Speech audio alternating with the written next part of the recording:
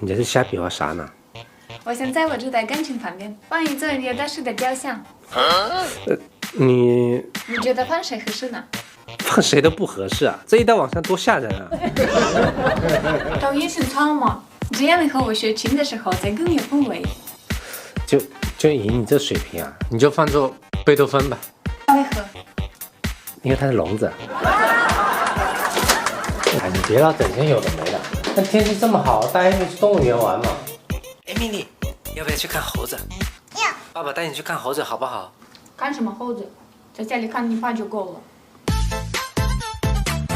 好了，别生气了，你去化个妆，我一会带你去拍照。